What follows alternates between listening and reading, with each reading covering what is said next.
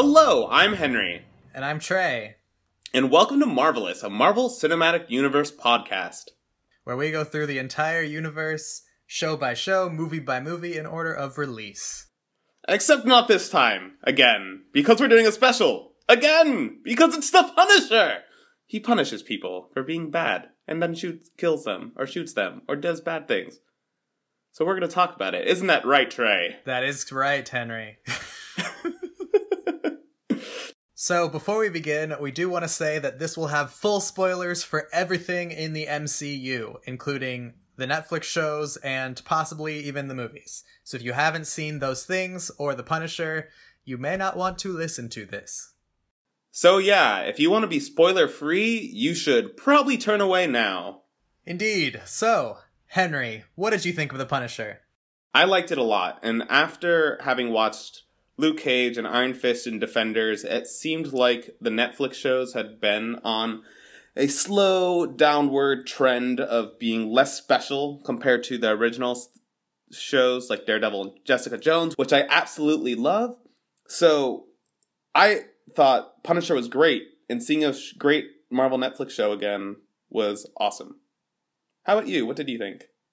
I agree. I think Punisher was really good, really strong. Definitely more in line with the first few shows that came out on Netflix rather than the latter, weaker half. Yeah. Jessica Jones is my favorite. Daredevil, quality-wise, would come after that, even though I'd say I like Luke Cage more. But I'd probably put The Punisher just below Daredevil season 1, probably. Yeah, I would still put Jessica Jones as my number one as well, but I don't know if I would put Punisher or Daredevil season 1 as my number 2 choice. I'd have to rewatch Daredevil season 1, which I haven't done in a while, and I'm kind of waiting for when we get to it on our podcast. Yep. Shall we jump into it? Yeah. So I feel like first we should just talk about the first episode, because they try to really reintroduce who Frank Castle, the Punisher, is, where he's been since Daredevil 2, and what he's been doing with his life. And he's basically just smashing walls with a hammer. Yeah, I mean, I think they do a pretty good job introducing him without reopening his entire origin story, since we already got that in season 2 of Daredevil. But yeah, I mean, it's a little slow start at the very beginning, but by the end of the episode, I think it's pretty strong. Yeah, I like it a lot too, and I feel like it's a very good introduction to the character if you haven't seen him in anything else before as well, since it shows his morality of why he does what he does, like, for his family. He only hurt people who have done crimes and things like that. But he's also ruthless if you're evil, and he will destroy you. I thought it was really interesting how much shit that he was willing to take from those guys who worked with him that were just being assholes and kept threatening things. He did absolutely nothing. He didn't respond to them in any way, but the second they did something bad and they were going to kill someone, he murdered them, and I'm like, yes, finally. Yeah. It's interesting because right at the very beginning and the end of the show, the Punisher is in a state where he believes he has finished his job of getting revenge on everyone who killed his family, but the state he's in at the beginning and the end of the season mentally is a lot different.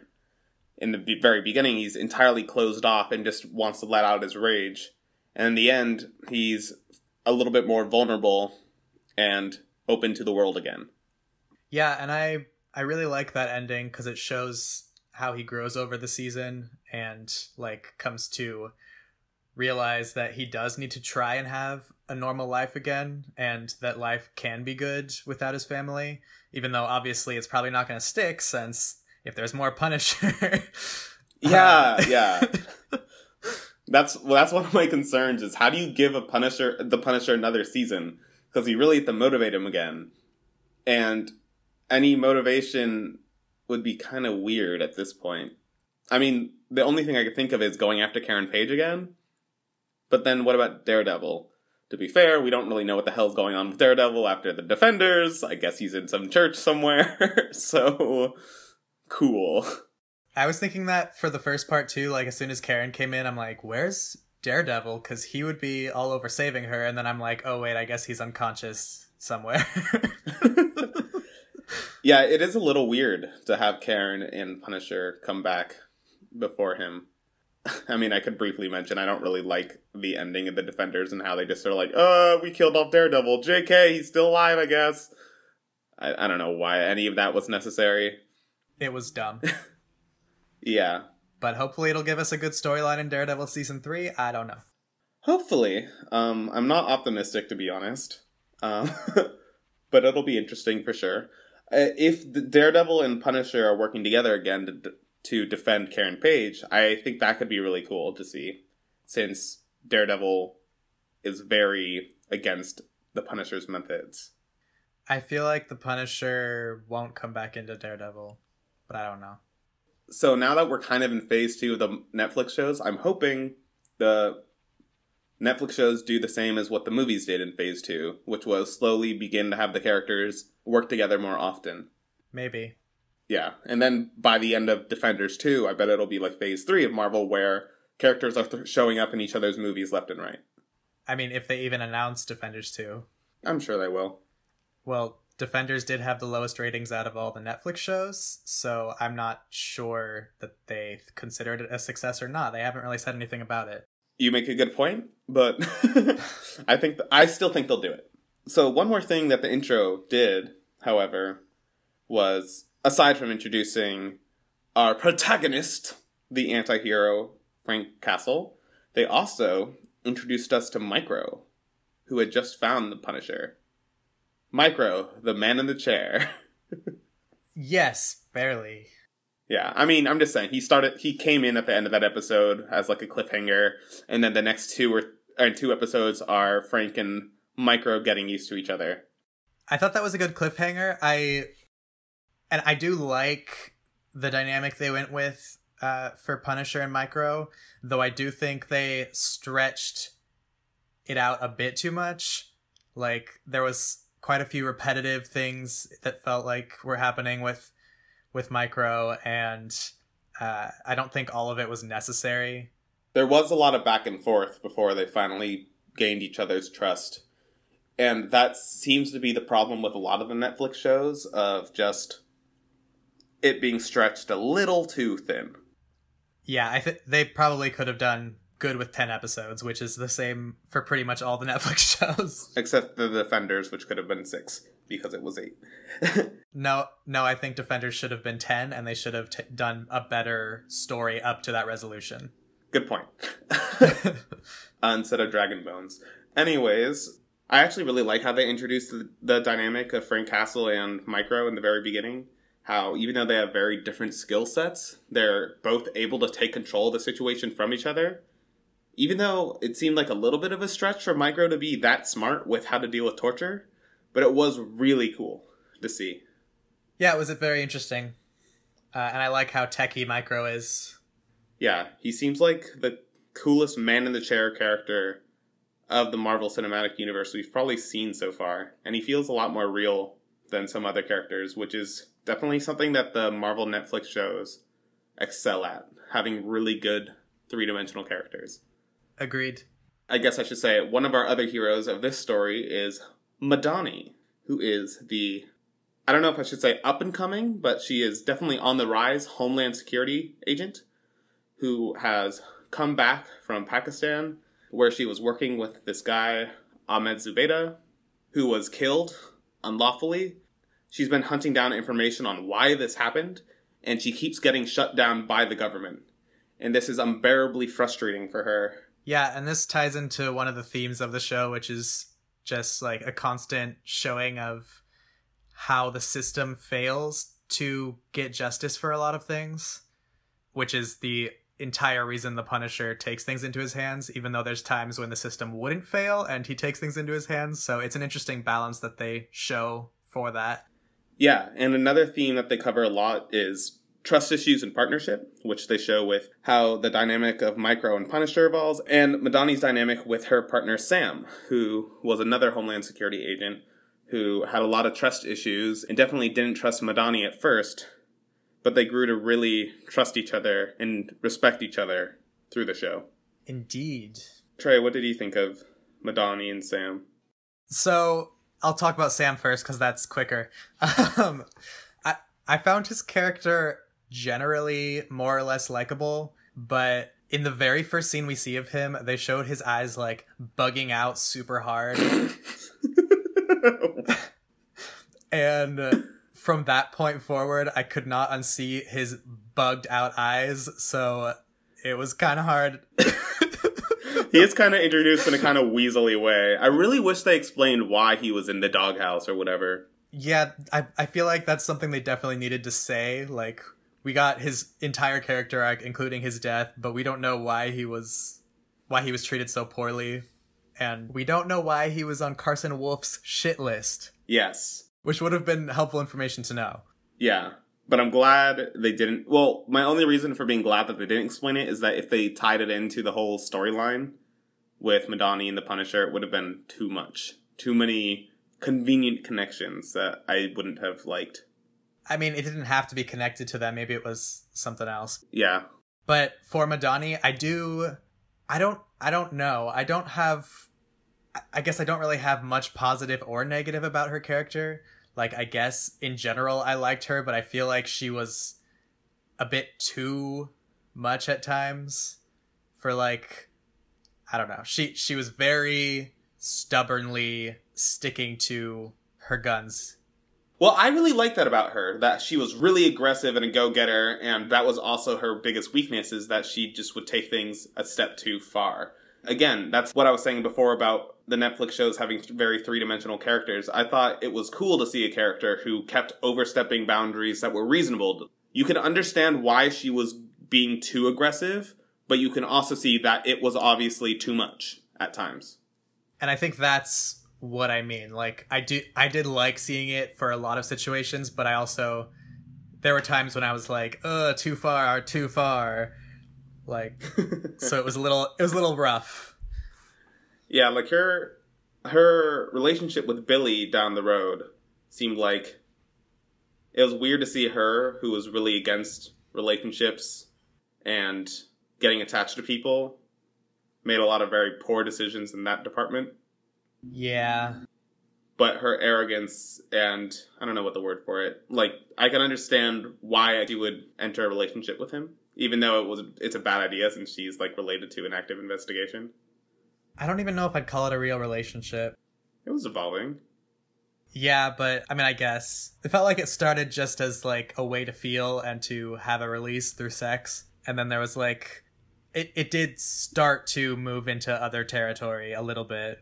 That's how relationships work for some people. Yeah. I was actually just, like, looking at, like, this thing on Reddit where just, like, some people are sex first, relationship and feelings later. Some people are the opposite. Yeah. Speaking of Billy, though, should we move into his character? Do you have more to say about Madani? Yeah, let's talk about Billy, and we can also mention Curtis, too. Yeah. You go first. Yeah, so Billy, the Punisher's good old military buddy friend, he was introduced as this really strong character, a bit of a dick, when they show him, like a very just arrogant, self-centered personality, but he was really cool when we got introduced to him, and I liked him a lot. And it was cool to see his apparent trust to Frank Castle when we meet him. And I was a little disappointed to see him turn into a villain, because I thought having a character like him still be a good guy was cool. But his interactions with Frank in the end were really well done and cool to see. How they're very similar people, but the only thing that's really different between them is honor. So, I agree with some of that. But here's my thing. I thought that they were crafting Billy into a much better villain at the start by showing how much he deeply trusted these people and all the secrecy that they were engaging in and keeping things from him, and they didn't tell him Frank was alive and all this stuff. And I thought he was going to feel betrayed by them, and like that would somehow turn him into a villain. Being betrayed by the evil people? No, being betrayed by Frank and Curtis. Oh. The people that he's supposed to have this deep trust connection with. I thought that would somehow develop into more of how he becomes a villain. But instead we got a really cheap twist where Frank just keeps talking about their incredibly deep bond and trust And then he goes to Billy, and he just apparently has been working for the bad guys the entire time and has no qualms about selling out his friends that he, like, they serve together and are supposed to have this deep, trusting bond. I don't know. It felt very shallow, and like, I get what his character is, but I don't think it made a very good motivation for a villain. It's kind of an obvious and cheap motivation for a villain. Money and power, the usual. Yeah, and I mean, they try to show his backstory so it would feel a little better, but yeah, it's not that engaging. I didn't like the twist, but once I was already on board with him being the enemy, I liked how he was an enemy. I was gonna say the same thing. So after I got over, like, this is so cheap and shallow for a motivation for a villain, after I got past that, a couple episodes later, I thought that him being the villain was treated very well, and I still really liked the show overall with him as the villain. Yeah, for sure. He was really cool and really different, well, than a lot of the other villains of the Marvel Netflix shows so far. And I did like that he gave Frank a chance, like, near the end when he's like, wow, this Guy Rawlins is actually a total dick to me too. I'll just set Frank loose on him. Yeah, I mean, they were hinting at that kind of thing throughout the entire season, but it was cool to finally see when it would happen. Yeah. Everything in the hideout at the end was so brutal. Holy shit. And I am glad that they showed him figuring out and turning against Rollins, rather than he just is the bad guy the whole time, and then Rollins tries to kill him and fails, and it's like, oh, I was betrayed by my own villainy partner. Like, because that's been done so many times. It was cool to see it a different way. Yeah. With him actually figuring it out beforehand. Though, did he figure it out, or was he just like, this guy's a dick? I mean, Billy made it sound like he would kill Agent Orange as soon as he got the chance. As soon as he wasn't helpful anymore. You mean Rollins made it sound like Billy? Wait, what? Billy and Rollins, all of their conversations were really antagonistic against each other, where their whole relationship was built on trust, but it was clear that the trust was the only thing, or trust and mutual secrets were the only things holding them together, and they hated each other, and Billy would have turned on him in an instant. Billy would have? As soon as Rollins didn't have any dirt on him, he would have. I don't know why you're thinking it made it clear Billy would have turned on him in an instant. Because he kept... A lot of their interactions were really aggressive when they were meeting before the finale. I think they were definitely business partners, but they seemed like partners, like we're doing this together. And I think that scene with Frank really showed Billy how much Rollins sees him as just a tool, and like how easy it would be for Rollins to turn against him, which I think is why he's like, okay, I'll just set Frank loose then and have him kill you. I think Rollins going crazy and admitting to Billy how worthless he sees him, how worthless Billy is to Rollins, pushed Billy over the edge. But I don't think Billy was like surprised by it. In all of their interactions, it made it sound like if Billy didn't have to deal with Rollins anymore, he would be more than happy to kill Rollins. I wouldn't say it's surprise. I would say it made it clear. I suppose. I don't know. It seemed... I was kind of just waiting for that moment to happen. I was surprised it took that long, to be honest. Yeah. What did he think of Rollins, by the way? Because I thought he was kind of boring, to be honest. There wasn't much to him. Yeah, I don't even know if I have thoughts. Yeah, I also didn't like him when he dealt with that FBI director, like his senior. I didn't like that she was willing to go with him to keep the agency pure. Yeah. I mean, who knows if that kind of thing happens for real in this day and age? I don't know, man. But it just seemed really... it didn't seem real. I did like her character for, like, being super strong and her beliefs of, you know, doing what's right and stuff, and her saying that she doesn't want anything to do with him if he's dirty. But I do think that situation was a little odd, just having her be like, okay, fine, do what you need to do, but then you're stepping away. Like, I don't know. Yeah, it didn't even seem like it needed to happen at all. It's just odd. Yeah. Though, one thing I did want to mention was in that scene with Rollins and Billy and Frank, I don't feel like Rollins got punished enough, to be honest. It felt really quick and easy, and like he gouged out his eyes to make it seem like it was worse than it was, but the eye thing was weird. It didn't do anything for me, and I'm like, this guy needs to suffer more for all of the pain that he's caused, is how I felt anyway. Yeah, it was interesting that Billy was the one that the Punisher left alive, and not Rollins. Yeah. And I was wondering about that too when we got to that scene with Billy, because I'm like, you know, the Punisher's motto is that he's punishing these people, but by killing them so quickly, it doesn't seem like they're getting punished that much, because I feel like they'd be punished more by being left alive. And then he did leave Billy alive, so that I'm like, well, that works, that's cool. Yeah, I think part of the reason why they did that is because it would have been weird to do that twice. Yeah, I guess. I feel like Frank maybe would have tortured him more or something, but because he was so wounded and it was such a rushed moment, I feel like that's probably why they had to do it that way. He had no other option. It was that or die. Yeah. It's a little unsatisfying, I suppose. Yeah. So another thing I wanted to talk about was Curtis in the soldier therapy sessions. And Lewis, the prime example of a soldier who can't come home from war that is a star for a few episodes, which is odd. Yeah, and this was another one of the running themes in this show, is like the effects the military have on people's psyche, or the soldiers' psyche, and how our government fails to treat them well after that happens.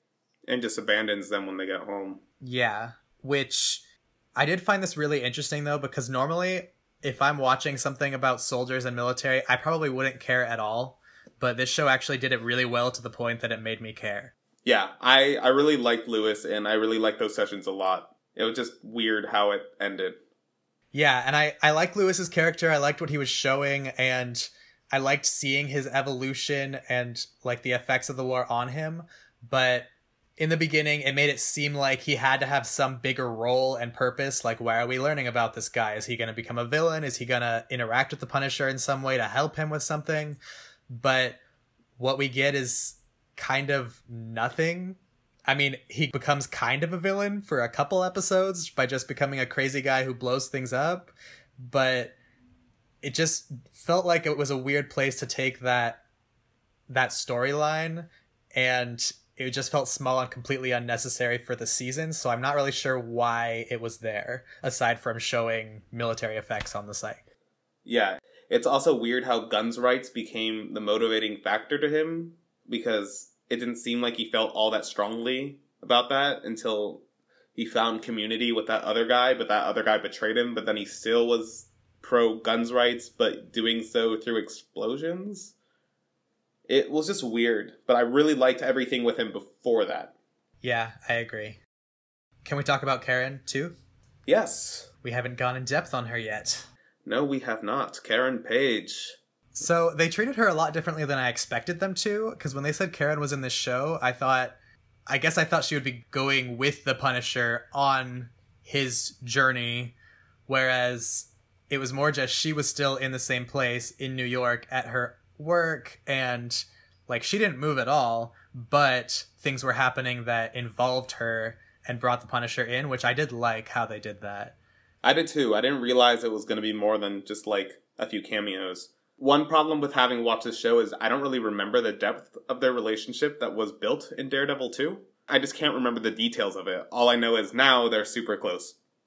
Yeah. I do have to say, though, I think this is the most that I've liked Karen's character out of what I've seen of her. Yeah, it was really cool. And one other theme that she helped represent was gun rights and gun control in America. And it was interesting to see characters that were pro-guns and anti-guns, but they also didn't really understand each other's sides. And Karen was the one who understood both sides the best out of most characters, since she's someone who personally carries a gun because she has been in many situations where she needs it. Yeah. And the New York of the Marvel Netflix shows is horrifying, so I would want a gun in this world too, probably. I don't know. Supervillains everywhere. Woo! I could definitely see both sides of the gun rights issue, which I think it's cool that they showed, like, people's thoughts on that are anti-guns and people's thoughts that are pro-guns. I can see both sides. So it's definitely interesting to see.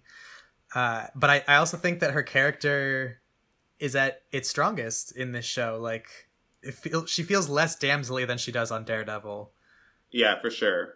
And that's the whole thing, like, with her getting that that reporting job was one of her biggest steps of not being Jamsley, because she wanted to become...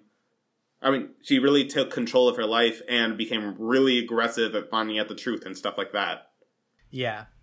Like, she's Damsley for, like, a moment in that whole hotel bombing sequence, but by design. She's doing it to protect the Punisher, and it's not... I mean, they're just doing it as an act. It's not even real.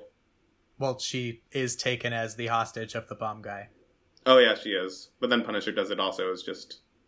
But I liked that she actually, like, used her brain and was able to get out of it. I mean, she did have some of Frank's guidance, but she's like, when they were talking about the white wire, she's like, okay, I'll pull this white wire and get this gun out of my purse.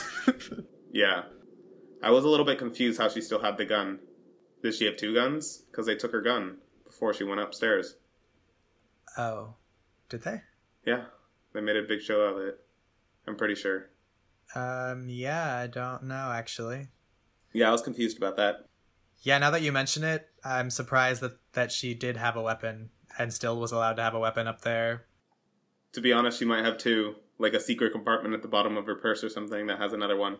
Maybe. Very small side note is Anvil. The Anvil agents that were supposed to be protecting the senator were horrible. Everyone just kept coming up behind them. I know. These are supposed to be Billy's elite team of ex-soldiers who loved nothing more than battle and couldn't get back to the real world, so they just battle nonstop. Yeah, that was hard to see. They were awful pawns. Yeah. I wasn't a fan of that for sure. But, I mean, that's the thing with these shows. The random baddies, whether they're guys with guns or ninjas, they're just random baddies that are swooped away like nothing. Yep. One other thing on Karen was I liked how she didn't try, or she knew that she couldn't talk the Punisher out of his mindset of killing people, so she just she let him do what he needed to do. Because that's something that really bothers me on Daredevil, is that everybody around him is like, what are you doing? Stop doing what you're doing. And I'm just like, oh my god, just leave him alone. Well, Daredevil's a hero. He keeps getting hurt while trying to save people. The Punisher is a criminal who you can't... He's like a raging bull that you can't stop. So you're like, well, I'm just going to let him loose because I don't want to get run over. I know, but that's why I'm glad that she didn't try harder to talk him out of killing people. Because, I mean, Matt doesn't even kill people, but they frigging talk his ear off about it, and I'm like so over it. Which is why the Punisher was so refreshing in season 2 of Daredevil, because I'm like, well, actually, this was Matt, because he was constantly talking about not killing people, and I actually found that really annoying, and then the Punisher just killed people. So, Fair enough. maybe I'm being a little too violent in my opinions. Maybe. This is fiction, so I will accept that. So we did talk about Lewis, but we didn't actually touch on Curtis. Yeah. So I feel like we should talk about him a little bit. I really liked his character. He was really cool and well done. I loved how strong of a fighter he was, and how strong, like, character-wise, and also how much depth he had, and how much he wanted to help people, too. It's also interesting how you learn more and more about how he lost his leg, about, like, how he was trying to save a dying child, but also how the Punisher kind of sort of let it happen on accident because he didn't want to kill a mother and her child, even if it was unborn. And yet he was still strong but he was still dealing with the horrors of his past. Yeah. I just liked him a lot. There's a lot of depth there. And he was an interesting foil to Billy Russo, since they are both, like, the trusted companions of Frank Castle. Yeah. They're all brothers in arms, and they all took different paths to deal with their trauma. Yeah, and I still feel like it would have been a better foil to see if Billy Russo had become a villain through slower and better means instead of just shallow ones, but, you know, that is what it is. Yeah, for sure. And so I feel like there's one more group of characters that we haven't really talked about so far, and that's the whole Lieberman family. Micro's family, who all think he's dead. The children are having, well, the children and the wife are having a lot of issues dealing with his loss. The home feels like there's a hole in it. The son is becoming a dick of a kid because of it. Yeah. Leo the daughter is cool. I like Leo.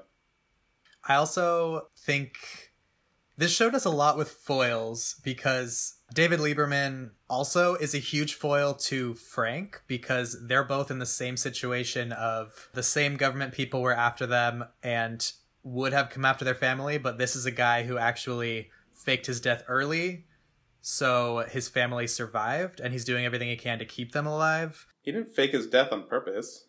Yes, he did. He survived because they shot him and he got hit by his cell phone instead of him. He faked his death because he didn't say that he was alive. He, like, went into hiding and made it seem like he was dead.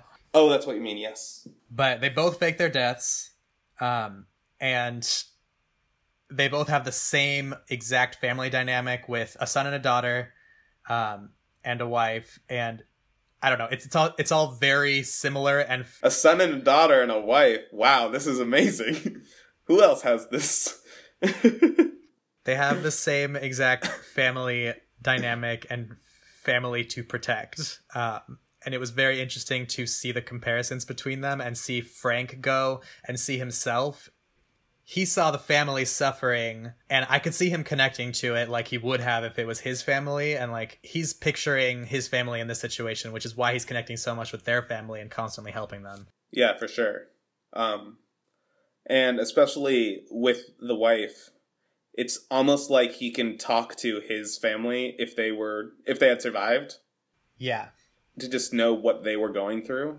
And I think it helped give him some peace. There's also a lot of sexual tension with him and the wife. I feel like the sexual tension was mostly on her part, though. Oh, yeah, for sure.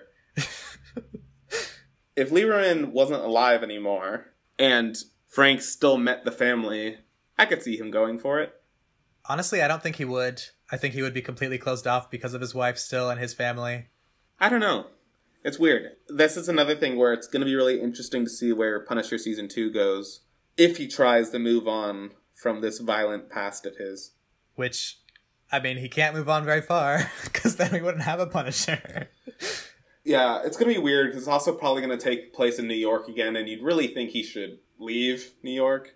Yeah. Wait, is he still in New York? At the end of the season? Because in the beginning, wasn't he at that group too, and he wasn't in New York?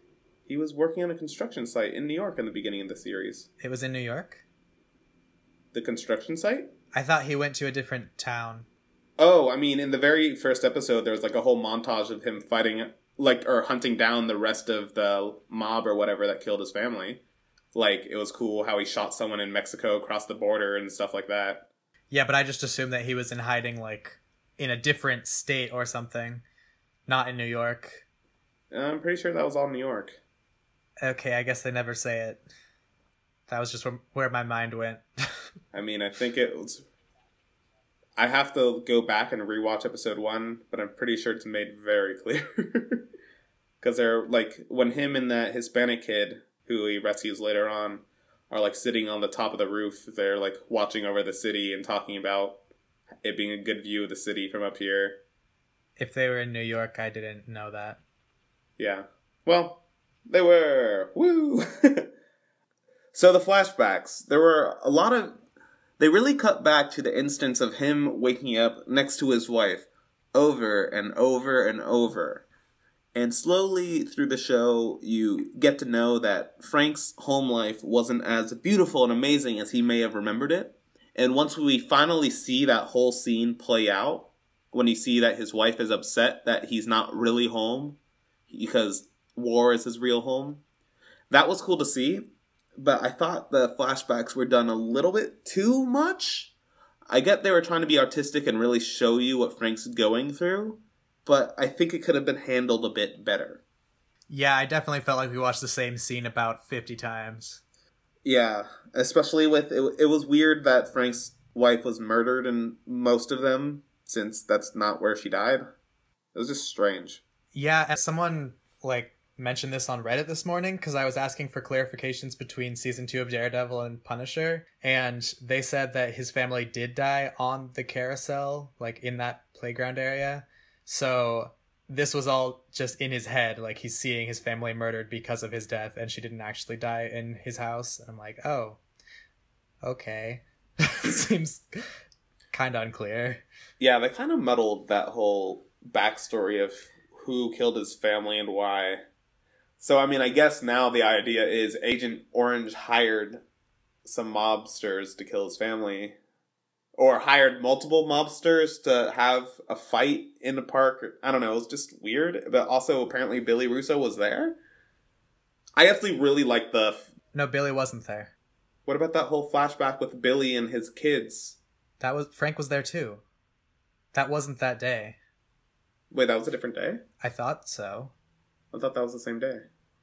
I don't think Billy was there when they all got killed, because he said he wasn't there when they all got killed, and he didn't know, or he knew about that it was happening. He said he wasn't one of the shooters. Wasn't that the same day? How often do they go on this merry-go-round? I'm pretty sure they went there a lot, based on Daredevil Season 2. I don't remember, man. I find it funny when he calls them painted ponies. It's like, who says that? Is this a New York thing? Yeah, but Agent Orange might also just have been, since the CIA was also involved in that stint with the mobsters at the carousel, he may have just ordered the CIA to be there too. I don't even know. Somehow he was involved.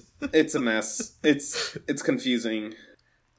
Not having more clear memories of Daredevil 2 definitely didn't do me any favors. But also I think it's because this season of Punisher, was trying to be separate and not tie in directly to Daredevil to clarify, because they wanted people to access it if they had or hadn't seen Daredevil.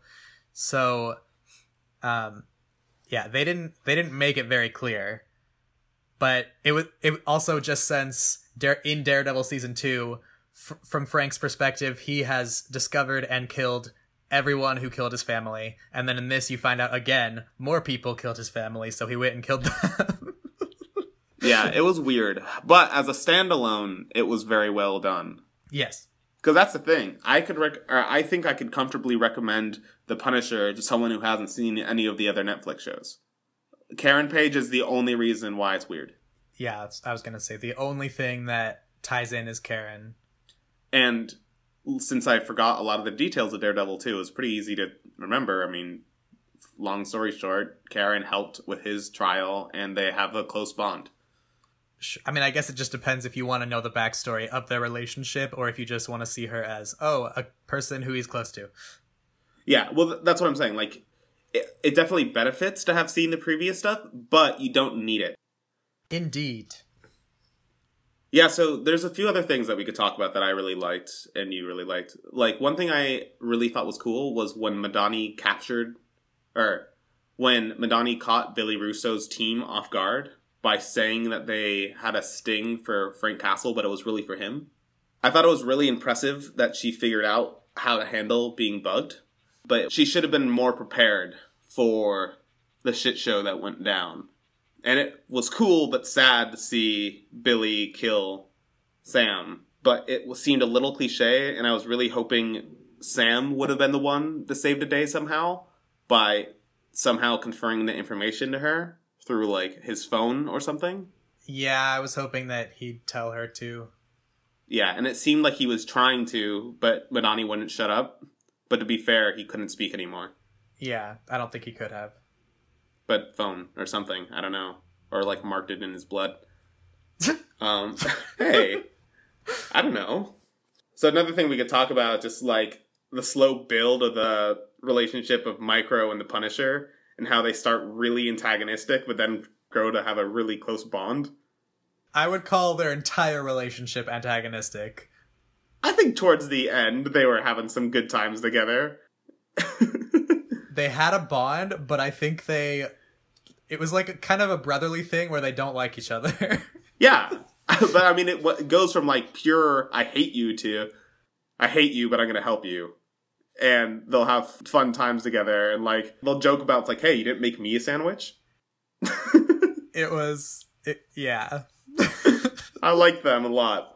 I also liked Micro using drones and helping out more directly than just being like, I'm a hacker on a computer. But drones are also loud, so it seems like a very bad idea to use a drone in combat like that. Clearly it was not loud, this one. Movie logic.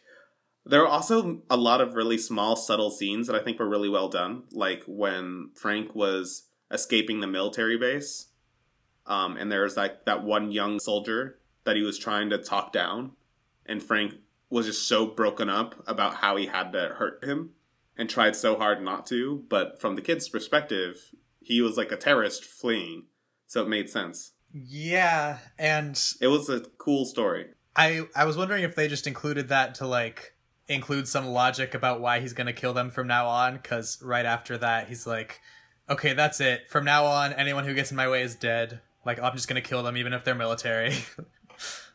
Did he ever make it sound like that? That's what he said right after that happened. Oh, I can't remember. I just remember him being really broken up about it, and it being a really cool scene. I also liked how empathetic he was for their point of view, but then, like, yeah, right after that happened, he was like, all right, from now on, I'm just gonna kill him. Yeah. I also like how Billy just breaks down and goes kind of psycho at the end in, like, the last episode when he's hunting down Frank, and they both go after Curtis to find each other, and how he's just like, whatever, man, we're just gonna have a fight at the merry-go-round. Woo! Like, he just doesn't care anymore because he knows he lost. Yeah. It's crazy. It was like really scary, and I don't know, his character apparently is a sociopath that just doesn't care about anyone but himself. Yeah, he just broke. And it seemed crazy, but cool. Also, that mirror scene, oh my god, so cringeworthy. Don't remind me of how brutal it is. God. Yeah. That was some good old punishing, man. I did not cringe at any of the violence in this show, except for that scene. Yeah, holy, yeah, yep, yes, very violent. The violence was really well done in the whole show, in general. Also, we have that scene with Frank and, what's her name, Mrs. Lieberman? I think it's Sarah. I think it is Sarah, also. So, we have that scene where Frank and Sarah kiss, and like, I knew it was going to cause some drama. I'm glad that it wasn't more drama, but also it felt like some unnecessary drama with just David being so drunk and annoying, like endlessly annoying. It was so funny. And oh my god, let me just pull my pants just down, breaking down, and show you my dick and talk about how I'm hung like a moose. And I'm like, oh my god, why is this happening? Why do you know so much about the genitals of moose? Sure. I don't know very much about the genitals of a moose. Yeah. So that was an interesting little scene there. It was hilarious. I thought it was funny, but it was also nice to see Frank taking care of him in the morning after. Like, he prepared, like, things to deal with his hangover and help him out. Yeah. Because he knew how shitty it is to go through that kind of stuff. And I know this was some people's problem with the show, that there wasn't enough action scenes and there was too much talking. And I can see that a little bit, because I think there was a tiny bit too much talking and too much repetitive information that was happening. But that's, again, a problem with it being 13 episodes instead of, like, 10. I didn't know people had issues with that. I actually didn't mind it. One of the only things that really stuck out to me as annoying was the bombing episode in the hotel, where they started at the end and slowly kept flashing back and flashing back and flashing back at everyone else's perspectives. Like, I understand artistically what they were going for, especially starting with the senator who just flat out lied. Yeah. But it was frustrating. I completely agree. And I think, I mean, a lot of shows do this where they have like an artistic episode like this where they just bring you back to different times and try to unfold what happened for the viewer in like a mysterious way. But I think maybe it's because of Netflix's style of show where this is meant to be a binge of watching like continuously, but it was so jarring and out of place for the sequence of events. I literally thought that I was watching the wrong episode for a second. I'm like, wait, what? Yeah, I thought I skipped an episode. So yeah, it was just very strange and it didn't fit right. Yeah, and since it was dealing with the whole Lewis plotline that was not very satisfying in the end, it was just strange. It just didn't sit well. Yep. Like Agent Sitwell. Hilarious. I know. One other thing I wanted to mention. I thought everyone letting off the Punisher in the end was kind of silly.